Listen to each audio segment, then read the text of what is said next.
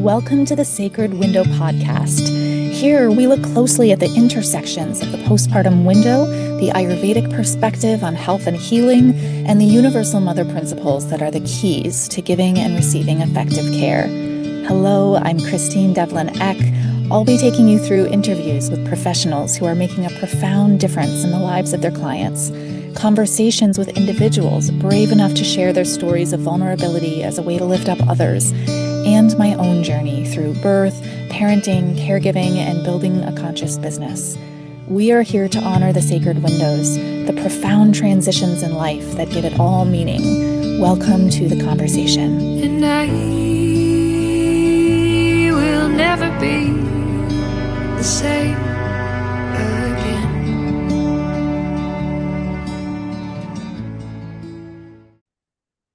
Hello there. Welcome to the Sacred Window podcast. Today, I'm going to be talking a little bit about what postpartum trainings don't prepare you for. I've done a lot of research on what people are actually feeling prepared for and not prepared for in the postpartum industry. I've had the privilege of working as a postpartum doula and with postpartum doulas for over 10 years. And while the landscape of postpartum care has really been expanding in some beautiful ways, there's often some surprises that people experience when they actually start working with families. And it's this understanding that continues to draw me towards how are we supporting the care provider? Because I think what I recognized very early on in my own postpartum practice was that I felt pretty lonely. I didn't actually have a strong network that I was actively fostering. And even though I was part of a, sort of extended doula network, there wasn't really anyone doing the type of postpartum care that I was doing. And I recognize now in hindsight that I really could have done more to create a better network for myself to help mitigate some of that feeling of isolation. However, I do think that in the way that we are supporting postpartum doulas through professional training, there are some skill set that we can build in that can address these 5 topics that I'm going to chat about today of how people are feeling not prepared when they start to work with new families. So let's talk about the first one. The first one is holding emotional and mental health weight. So this is a really big one because when we are in this sacred window of time with people, we are so intimate with them. We see their most tender, vulnerable spaces. We see the ways that they have completely abandoned much of the, you know, the capable sort of I've got this, I can do it myself skill set that we carry with us and we're so wonderful at many times. But when we are in this postpartum window, we're often grappling with unknown skill set and unknown sensations and experiences in our own body and the riding the waves of these different hormonal changes as they happen. It's a lot. And as the care provider, we are right there alongside people as they're holding this. And even when we know, I love to work with new families, I love to watch people and support people as they go through this, even when we are that person, it's a lot, especially when someone is struggling.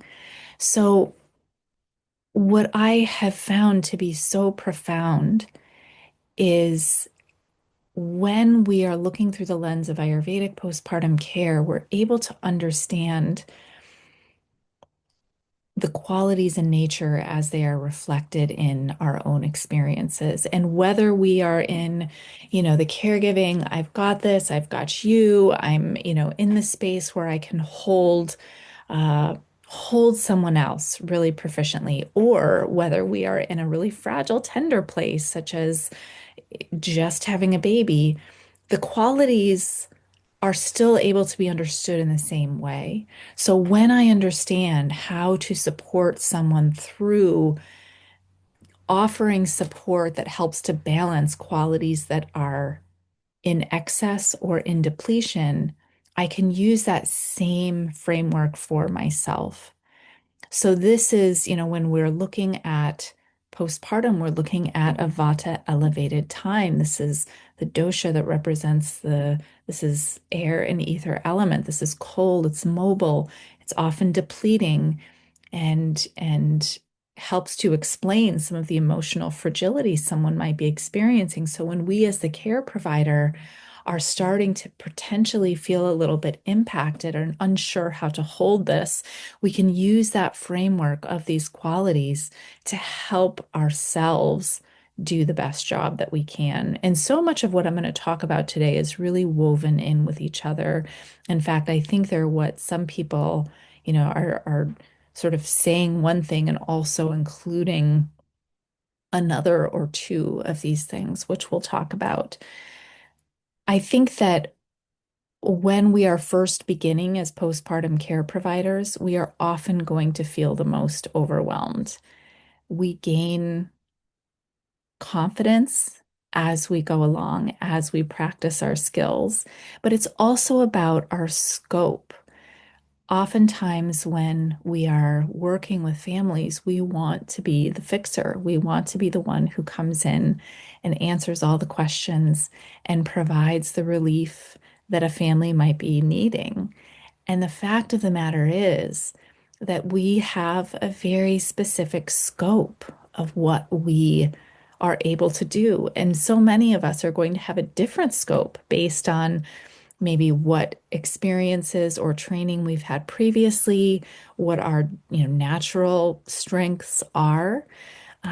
We may or may not be more or less proficient in any given way. And yet, when we become very clear about this is what I am able to do, and these are the people that can do what I can't do, we can engage in supporting this family without panicking when we start to feel like this is something I don't know how to support or help with.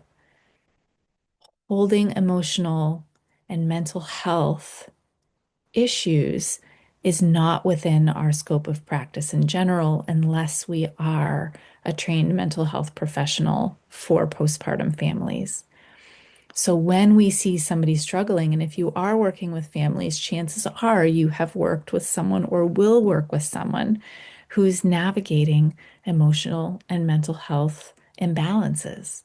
And so understanding really clearly, what am I trained to do? And in our case, our students are care providers who go through this lens. We're trained to use food as medicine. We're trained to naturally bring down the qualities of Vata dosha through conscious touch, um, teaching the client how to do the self massage, potentially offer a practitioner given warm oil treatment, um, use herbal support in snacks and foods and drinks to create a sense of balance from the foundational place up, which will likely make it much easier for the person to avoid these emotional and mental health imbalances. And yet, knowing what we are and are not able to do is a huge piece. So, holding emotional and mental health weight is one. The next one is really closely tied, I think, which is the caregiver's own nervous system and burnout. I think when we are trying to be too much for someone, trying to be more than we naturally are, this is exhausting. This is really, really taxing. And I think this is why we see a lot of people burn out of postpartum care in combination with some other things, which we'll also talk about. But this is, I think, a really strong point that we have when we're learning Ayurvedic postpartum care because we don't separate what feels balanced for us versus what feels balanced for our client. We are not depleting ourselves in order to balance our client. We are looking at the same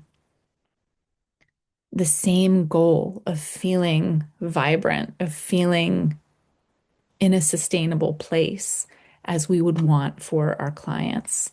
So this is something when we're looking at a foundation of the Ayurvedic lens, which is a daily rhythm.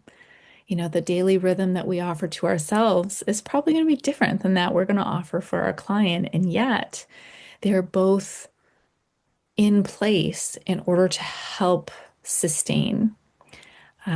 So things like understanding our digestion, understanding how to use self-care practices through a daily routine, centering on the senses. There's so much there that for me was not even considered until I started studying Ayurveda. I had no idea that there were these practices that I could do on a daily basis that would completely change my understanding and my experience of living in this human body. And so to be able to apply this wisdom through food, touch, routine, plants, within my doula care is extremely exciting and fulfilling. So I can gauge my own experience, my own embodied experience on a daily basis and make tweaks that help me to show up for others in a better way. And that is a huge piece that I think is missing from many caregiving programs. Um, Honestly, in the West, in most things, I think we're taught to charge forward, we're taught to be productive, we're taught to achieve at the expense of how we feel. And that is why there is so much depletion as a general rule. So, this is exciting. I think understanding the same principles that can support our own nervous system and help us avoid burnout, we're also applying the same framework to the way that we show up for our families. So, this is big. The third one also, I think, is super related. And this is boundaries and relational shifts with clients. Again, I think those of us who are called to postpartum caregiving, we love to give. We love to take care of people. We love to cook for people. We love to just be there for people. We're a caring bunch. And that's why I love the work that I do because I'm surrounded by really lovely, caring people. And oftentimes, really caring people have a hard time creating boundaries so that they are not offering so much that it is at a detriment to themselves. So we have this opportunity to look at the concept of setting boundaries as an opportunity to be a sovereign being in our work and in our practice as a space of sacred grounding. This is an opportunity to understand, again, like I talked about before, knowing our role really, really well. What do I have that I can offer to you? And when I see something that is beyond what I am able to offer, I am going to be authentic about it. I'll be transparent about that. And I'm going to help create access for you through my network. And this is something I'll talk about more, but when we have awareness of who in our community is offering support for families that can complement what I do, who offers an expertise or a support modality that is out of my scope, when I am really clear about what it is that I can do, it's much easier for me to be lovingly authentic and say, whether out loud to my client or whether to myself, this is crossing my boundary of what I know my scope to be, of who I understand myself as a caregiver and who I choose to be as a care provider. When I know what these boundaries are, I can lovingly honor them. So I think that when we start to look at ourselves and what we have to offer as this sacred field, when we start to notice that someone is trying to ask more of us or needs more of us, then we can hold in a balanced way in this field. That's our cue. Okay, we have to look outside and find somebody else to come in and help as well. When we honor that field as a sacred, authentic place of who we are right now, that doesn't mean that we won't change. Maybe I'm going to shift my scope of practice to grow and be something else as well. But being very honest about who I am and what I can do and what I am here for and who else are helpers. This helps us to mitigate some of the tension that comes in when we feel like there are boundaries that are being crossed, um, that we're not able to hold someone in the way that they need to be held. And I think with, the concept of relational shifts, this is very interesting because I think it's also, we have a lot of sovereignty in understanding that we may not be the best care provider for every person out there. And so, really creating connections with others who are also working with new families, supporting one another. There is need for lots of us. How are you sharing your gifts and passion for caregiving with others? In a world where education and awareness around the postpartum window is lacking or missing from our modern systems, we have a profound opportunity to shift that paradigm. You may be a few simple offerings away from making a truly impactful difference in the lives of mothers and families in your community. We are here to support your journey in the ways that work best for you. Schedule a conscious care strategy session to meet one on one with me, and let's identify the right next step for you to begin a path of conscious care for new families that fits your life and your needs. Visit www.sacredwindowstudies.com/strategy-session to schedule a time that works best for you. That's www.sacredwindowstudies.com/strategy-session. So, looking back at my own experience where I felt a little isolated, I can see absolutely that there were ways that I could have really plugged myself in with others who were offering postpartum care and probably held my clients in a more confident way and been able to connect people with other caregivers if I knew I wasn't able to provide for them what they needed. So that is an important piece of boundaries and relational shifts. So I think, we're looking at the sacred window. It's such a beautiful phrase because yes, it describes this window of postpartum, but I also see it like I'm seeing this, sacred field. This is its own defined container. We are creating within ourselves, within our practice, a defined container of this is my scope.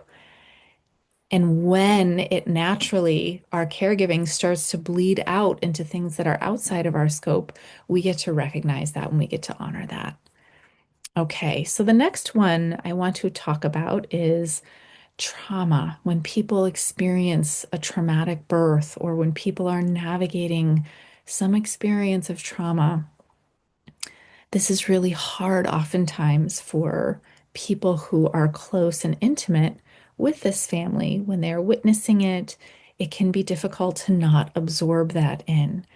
And again, I think this is also very connected to the expressions of feeling that boundaries are being crossed, of our own nervous system becoming depleted, of holding that emotional and mental health weight. So when we are working with a family that is experiencing some kind of trauma, we have an opportunity here. We have an opportunity to, again, really connect them. And this means knowing our community closely. This means, again, knowing what our own scope of practice is. This also means we are turning strongly towards the things that we are trained in.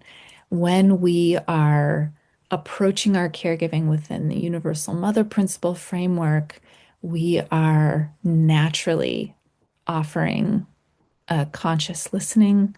We are naturally offering some flexibility and simplicity. We are guided by grounding principles that we're drawing from this Ayurvedic framework. So we're leaning into what we can do and we're seeking support from our own networks and this person, this family's network, in order to help create a safety net. So if you think about it, if the doula is the only person holding this person during this tender time, that is not as strong of a support as thinking about like a big net and everyone is holding just one strand and there's all of us here. So we have this opportunity to look at how we are approaching care through all these different avenues. And then I also think, the way that we've had a lot of conversations in our foundational circle of instructors here at Sacred Window, of looking at trauma-informed framing as this idea of being somatically attuned, of being able to look closely at what is actually being experienced in this person's body. What am I noticing? Am I noticing that they're feeling a coldness, that they're feeling like a disassociation? How can I help to bring a balance through my understanding of the qualities, looking at this moment and what is being felt by the person? So this can happen in all kinds of really simple and practical ways that are within our scope of practice, whether that is bringing someone a cup of tea and just sitting quietly with them. Maybe it's putting my hands on their shoulders to bring down some weight. Maybe it is holding their baby and just allowing them to listen to a guided yoga nidra meditation while I sit quietly with them. What is it that this person is experiencing, and how can I operate within my scope of practice to bring some relief in this moment while also recognizing my boundaries and knowing my network so that I'm able to bring in someone else or refer them to someone who can help to address the things that I cannot. And this is a big thing, a lot of people, um, we feel that pressure. Again, like I've said before, we feel the pressure to want to fix things for people. And if we latch on to that belief that it is our job to fix things, no doubt that is going to feel stressful. No doubt we are going to start to absorb what is around us and start to feel that vata elevation. But when we understand what our scope is and we understand the Ayurvedic embodiment practices that allow us, maybe after we work with this family, we're going to go home and we know exactly what three simple things that we can do for ourselves are to help release that attachment to holding on to this person's experience. We learn how to let this go through the subtle channels, through our nervous system, and we can help to dislodge anything that we might be gripping onto. And this is something that I would not have known if it were not for being so intimately connected with my own body through this lens of Ayurveda, which has taught me how to look at life and my engagement with this natural world around me and in the experiences I have on a daily basis. Okay, so the fifth one is self-trust, confidence, and the business side. This is huge. And most students who come to us have this concern that they don't feel confident moving their skill set out into actively working with new families. And so this is a piece that is a huge part of our curriculum. And it's because I too felt that lack of, okay, well, now what? Now I learned all these skills, but how am I supposed to start practicing in a way that feels attainable? Because either I was mimicking the practice that my teachers had when they were at a completely different stage of life. I had little ones at home. I was also trying to run a household and raise a toddler and a newborn and also take care of families. And so what I have realized now in hindsight and after years of doing this and working with so many care providers is that we cannot leave ourselves out of this equation.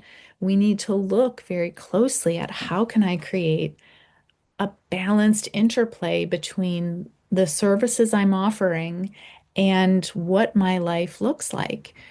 With Ayurveda, we're understanding that each of us has a different constitution. We can relate to that each of us has a different way that our life works, different responsibilities and considerations and freedoms, and all of these things play a role in what makes this type of practice sustainable and what makes this other type of practice completely unreasonable for maintaining a sense of balance.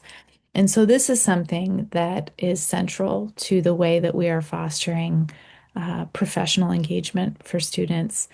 A huge part of it is also in connection and professional mentorship. Um, we build into our curriculum the necessity of building a resource and referral list so you know exactly who in your community is offering what you may not be offering, as well as who is also offering what you're offering. If you are already working within a full schedule, you want to be able to pass along information to people who may also be looking for care that you can't provide. If you are working with someone who is having an issue that they need to sort out with their lactation and breastfeeding, and you're not a lactation consultant, you're going to want to know who is so that you can help them receive support right away. These are just a couple of examples of why being plugged in to your professional community is so valuable. And I also think that when we are connected through community with these other providers, it's a very feminine forward way of doing business. It's a way of connecting people with people. It's a natural way to create loving partnerships where, I'm gonna talk to all the birth doulas and say, hey, I'm offering postpartum support. And if you have clients who seem like they really need that and it's beyond your contracted time working with them, please let them know and we can do the same. There's a lot of opportunity for business growth when we are in connection and community. I think it's also oftentimes we learn how to be a postpartum doula or whatever it might be without really connecting it to the core intention that we have.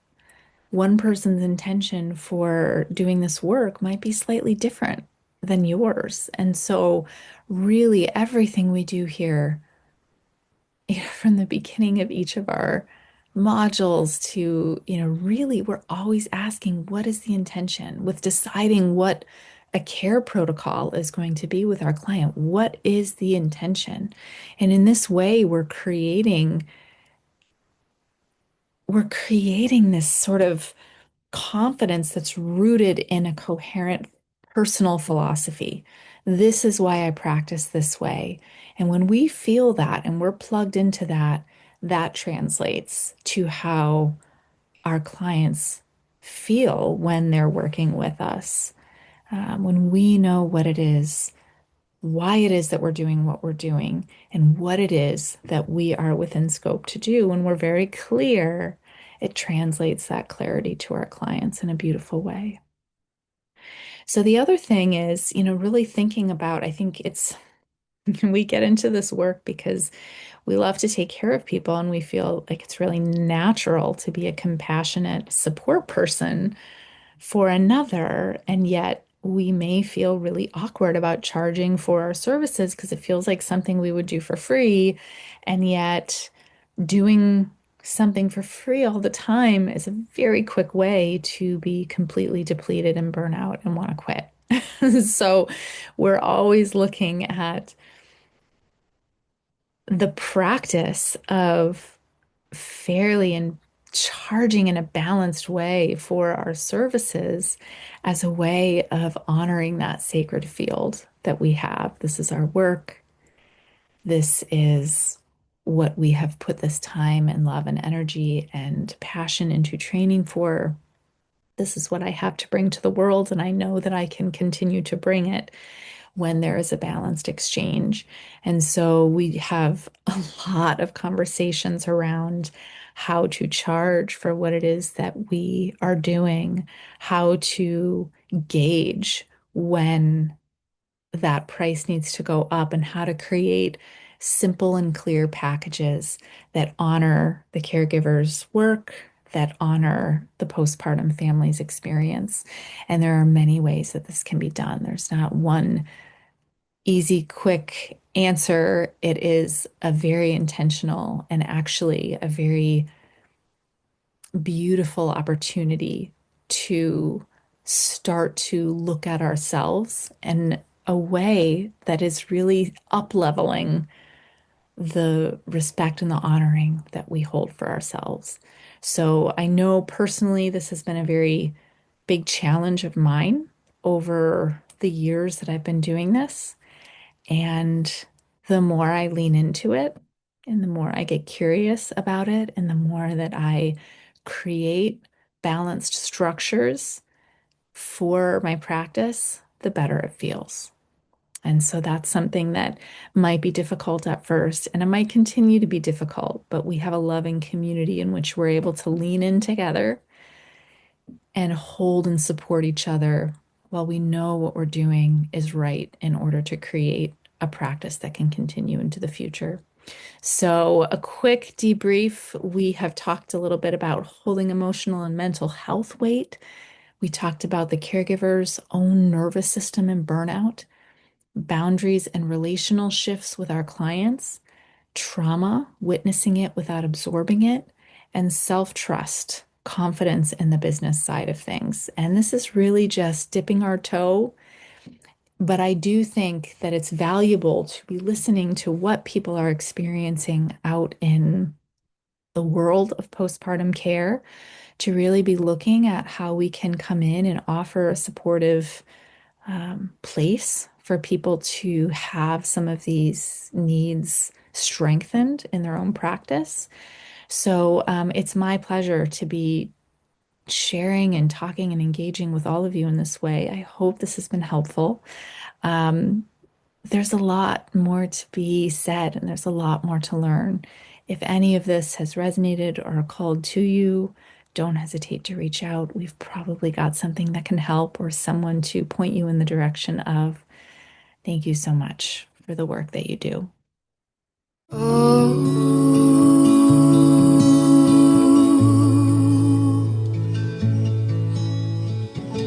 Shanti,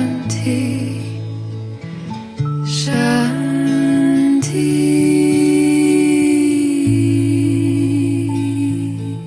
The Center for Sacred Window Studies has been training postpartum care providers, professionals who work with new families, and individuals passionate about postpartum care since 2018.